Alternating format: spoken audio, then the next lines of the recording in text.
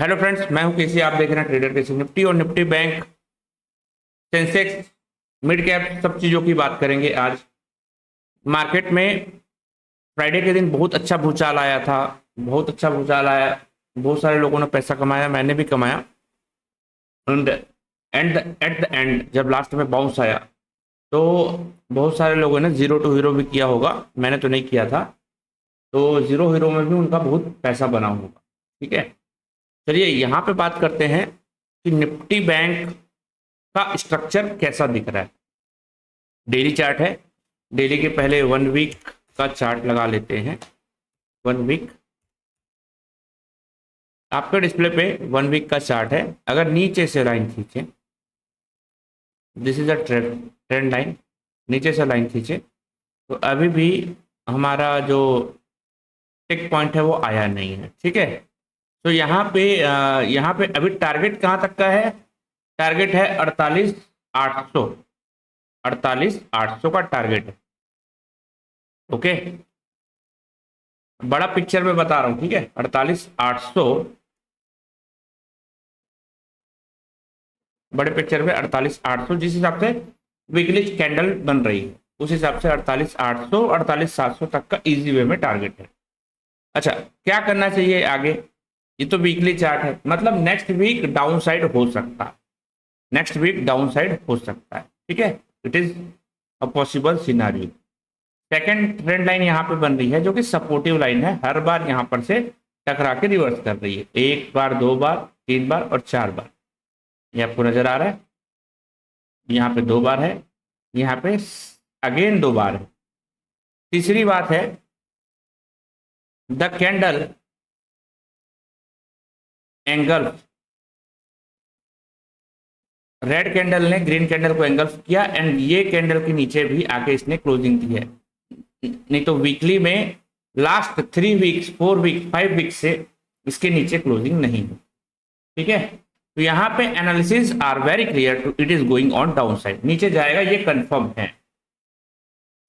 चलिए दूसरा एनालिसिस अब करते हैं, वो है डेली एनालिसिस।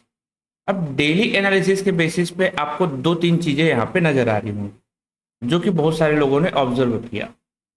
एक ये वाला जो पैटर्न है, this is shoulder and head.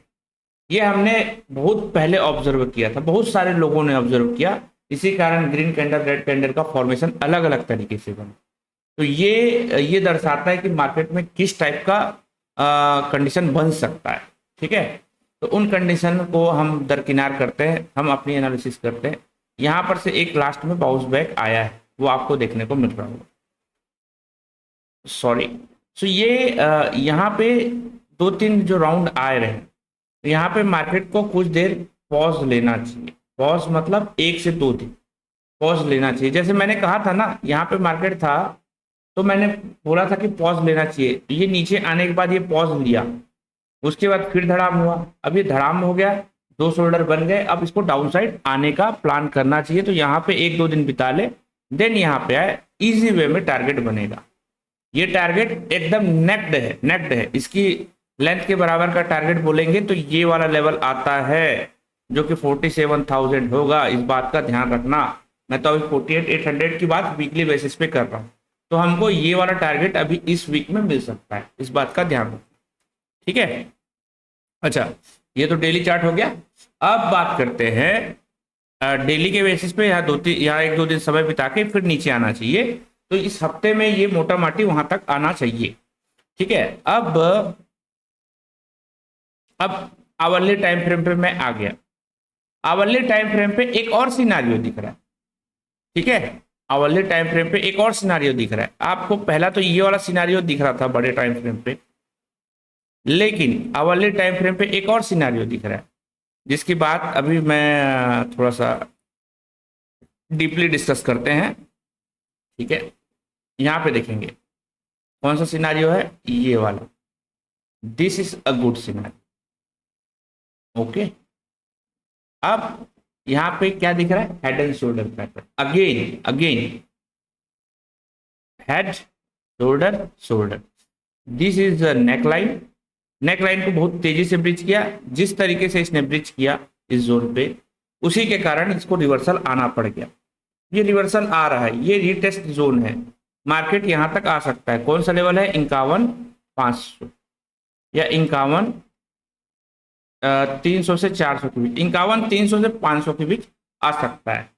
ठीक है, तो ये यहाँ पे एक फिर से शॉर्टिंग अपॉर्चुनिटी बनेगी जो कि हमको लंबा ट्रेड दे करके जाएगा। तो मे भी ये पॉसिबल है कि कुछ इस जोन पे आके, ठीक है, इतना समझ में आ गया आवरली टाइम फ्रेम पे। तो हमको कल के डेट पे क्या होता है, कल के डेट में मार्केट या तो फ्लैट ओपन होगा या तो गैप डाउन ओपन होगा, जैसा मुझे सिनारियो लग रहा है। ठीक है, लेकिन किसी भी वजह से मार्केट इस जोन पे, इसको सॉफ्टवेयर सलाइन खींच लेते हैं, डिटेल्ड एनालिसिस करेंगे। लाइक शेयर जरूर करिएगा। 51,100 से 51,200 के बीच में, किसी वजह से 51,100 से 51,200 के बीच में आपको मार्केट आता हुआ दिखाई दे, 51,100 टू 200, ये दोनों के बीच में हमको मार्केट आता हुआ दिखाई दे गैप अप, तो यहाँ पे इमीडिएट एक शॉर्ट बनेगा और वो डाउन साइड के लिए मार्केट को ला सकता है। पॉसिबिलिटीज है, ठीक है, पॉसिबिलिटीज है। और जो आज मतलब फ्राइडे का जो लो था, वो लो कटने की पॉसिबिलिटीज है, उसके बाद में वो लो कटने की पॉसिबिलिटीज है, इस बात का ध्यान रखिए। ठीक है, उसके बाद कटने की पॉसिबिलिटीज। अब ऐसा मैं क्यों कह रहा हूं, एक और तरीका है वो देखने का, समझने का, आप समझिए तभी ट्रेड प्लान कीजिए। एक ट्रेंड लाइन आप यहां से ड्रॉ करेंगे, यहां से ये ऊपर तक आता है, ठीक है। एक दूसरा ट्रेंड लाइन आप ड्रॉ करेंगे तो ये यहां तक आता है, ठीक है, और मार्केट आपको यहाँ पे मिल जाएगा, यहाँ पे मिलता है, तो यहाँ पे इजी वे में फिर डाउन साइड आएगा। ठीक है, तो यहाँ पे दो रेजिस्टेंस मिलेंगे आप। होप तो यहाँ तक की एनालिसिस समझ आ गई होगी। ये अवले टाइम फ्रेम है, तो मार्केट अगर गैप अप ओपन होता है 100-200 point, 300 point, 400 point gap up open होता है, उस केस में वहां से डाउन साइड आएगा। मार्केट फ्लैट ओपन होता है तो प्राइस एक्शन का वेट करेंगे, थोड़ा अप साइड का बाउंस दे तो मार्केट नीचे साइड गिर जाएगा।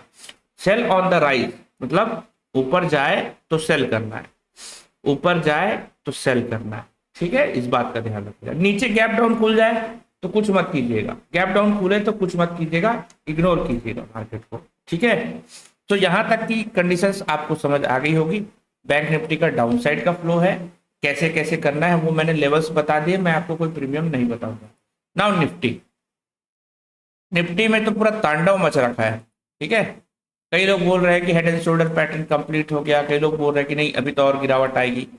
सो वो चीजें जो आएंगी ना तो वो देखा जाएगा। बट आप मुझे एक बात बताइए, पूरा चार्ट देखिए, यहाँ पे ये वीकली चार्ट है ना, पूरा चार्ट देखिए, इतनी गिरावट on the closing basis weekly chart, on the closing basis weekly chart, इतनी गिरावट कभी देखने को मिली है?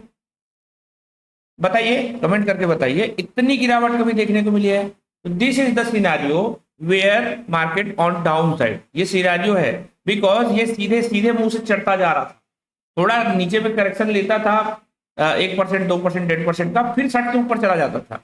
वीकली बेसिस में देखें तो ये इलेक्शन के टाइम पे भी आप देखिए क्या किया था इसने।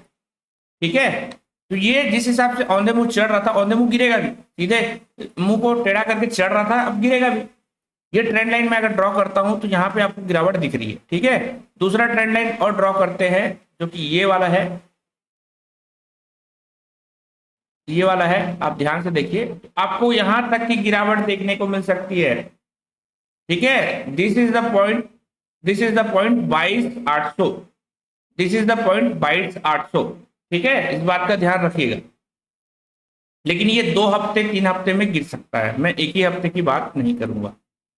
यहां से एक डाउन साइड का एक्सपेक्टेशन है जो कि 23,341, 23,140 तक का है, यहां तक पहला लेवल बनता है। वहां से क्योंकि यहाँ पे एक हैमर कैंडल बना है, बड़ा वाला पिन बार कैंडल बोल सकते हैं, हैमर नहीं बोलूंगा, तो यहां से बाइंग एक्सपेक्टेड है, बाउंस एक्सपेक्टेड है, but this is marubozu candle. तो यहाँ पे जाने के बाद ये फिर से नीचे आ सकता है, क्योंकि वीकली चार्ट में कैंडल क्लोजिंग मारूबोजू ने दी है। ठीक है, तो ये डाउन साइड आ सकता है, इस बात का आपको समझ में आ गया होगा। मारूबोजू कैंडल क्या होता है? आप लर्निंग करेंगे तो आपको समझ में आ जाएगा। एक स्ट्रॉन्ग कैंडल होती है जो मार्केट को डाउन साइड पे लेकर जाती है। यदि आपको ट्रेडिंग सीखना है तो आप मेरे पास में भी सीख सकते हैं। वीडियो के डिस्क्रिप्शन पे लिंक है जहाँ पे मैं कोर्स प्रोवाइड करता हूँ। ठीक है, चलिए आगे की बात करते हैं। डेली चार्ट में लगाता हूँ। डेली चार्ट के अकॉर्डिंग यहाँ पे एक सपोर्टिव लाइन ये है, ये वाला जोन है, यहाँ पे रुका, अच्छी बात है। नीचे से बाउंस आया, अच्छी बात है डेली चार्ट पे। But 23,960 this the key support level. ठीक है, की सपोर्ट लेवल 23,960। तो अभी 23,000 के नीचे भी जाता हुआ दिख सकता है मार्केट। ठीक है, कहाँ 26,200 और कहाँ 23,800 900। ठीक है, तो मार्केट ने एक अच्छा फ्लो दिया। अब ये head and shoulder pattern are not incomplete because इसकी जो लेंथ है उसके हिसाब से ये 24,000 से थोड़ा नीचे यहाँ तक आता हुआ दिख रहा है। तो अभी भी यहाँ पे एक रूम बाकी है, अभी भी रूम बाकी है डाउन साइड के लिए। उसके बाद फिर और ये वाला डाउन साइड का रूम बाकी है। ठीक है, रूम अभी काफी बाकी है। तो यहाँ पे क्या करना है, यहाँ पे मेरा व्यू बियरिश है, आगे इस पे बात नहीं करेंगे। ऊपर साइड जाने के लिए मैं अभी प्लान नहीं कर रहा हूँ। तो यहाँ पे 1 घंटे का चार्ट मैं लगाता हूँ। 1 घंटे के चार्ट पे कल क्या करना चाहिए वो समझ लेते हैं। एक ट्रेंड लाइन मैं यहाँ पे ड्रॉ करता हूँ। मार्केट मान लो किसी भी वजह से, मान लो मार्केट किसी भी वजह से गैप अप ओपन हो जाता है 24,300, 24,350, 24,400 के पास, यहाँ पे ओपन हो जाता है जी गैप अप। अब ये मत बोलना कि जीएपी होता है। ठीक है, गैप अप ओपन हो जाता है इस जगह के आसपास, तो यहाँ से shorting opportunity on the morning बन जाएगी। उसके बाद मान लो कि बात मार्केट फ्लैट ओपन होता है तो थोड़ा देर प्राइस एक्शन का वेट करेंगे कि मार्केट ऊपर जाए, देन फिर वो नीचे आए। ठीक है, ये तीन चीजें ध्यान में रखना। इसके बाद मैं आपको डिस्कस करता हूँ। मार्केट मान लो कि बाद गैप डाउन ओपन हो जाता है तो क्या करना। गैप डाउन होता है जस्ट लाइक बैंक निफ्टी, यहाँ पे कुछ नहीं करना है, थोड़ा देर प्राइस एक्शन का वेट करना है। टाइम बिताता है, गैप डाउन होने के बाद वहां समय बिताता है, तो हाई एंड लो मार्क कीजिएगा 1 घंटे का। उसके नीचे जाए तो मार्केट में आप शॉर्ट कर सकते हैं या अप साइड या तो थोड़ी देर के लिए बाइंग कर सकते हैं स्कैल्पिंग के तौर पे। ठीक है, होप तो यहाँ तक की एनालिसिस आपको क्लियर हो गई होगी। अब बात करते हैं सेंसेक्स और बैंकेक्स के बारे में, नहीं सॉरी, सेंसेक्स, मिड कैप, इन सब चीजों के बारे में। तो आप सबको पता है कि वीकली एक्सपायरी अब सेंसेक्स और निफ्टी में होगी, बाकी की मंथली एक्सपायरी होगी जो कि नवंबर महीने से स्टार्ट है। तो अभी जो सेशन चालू होगा वो नवंबर के स्टार्टिंग के लिए होगा। अभी जो भी सेशन चालू होगा नवंबर की स्टार्टिंग के लिए होगा। ठीक है, अब नवंबर की स्टार्टिंग के लिए सेशन चालू होगा, इसका मतलब क्या है, इसका मतलब ये है कि अब आपको जो बचे कुचे कुछ इंडेक्स के वीकली सेशंस है उसको थोड़ा थोड़ा करके कम क्वांटिटी के साथ प्ले करना होगा। अगर आप करते हैं तो उसके बाद फिर आपको प्ले करने की जरूरत नहीं है। तो पोजीशंस वहां से कट रही है, जो बड़ी पोजीशंस वहां पे बनी है वो सारी कट रही है धीरे धीरे करके। बोलते हैं ना मरने के पहले फड़फड़ाता है, तो मरने के पहले फड़फड़ा रहा है। ठीक है, सेंसेक्स में तो आपको वही फ्लो, अब सेंसेक्स में जो प्रीमियम है ना, शूट आउट एकदम से होता हुआ नहीं दिखाई देगा। एकदम से 200-500 पॉइंट वाला जो शूट आउट है वो तुरंत में नहीं दिखाई देगा, अभी थोड़ा ढीला होता हुआ दिखाई देगा, वो भी शांत होता हुआ दिखाई देगा, देख लेना।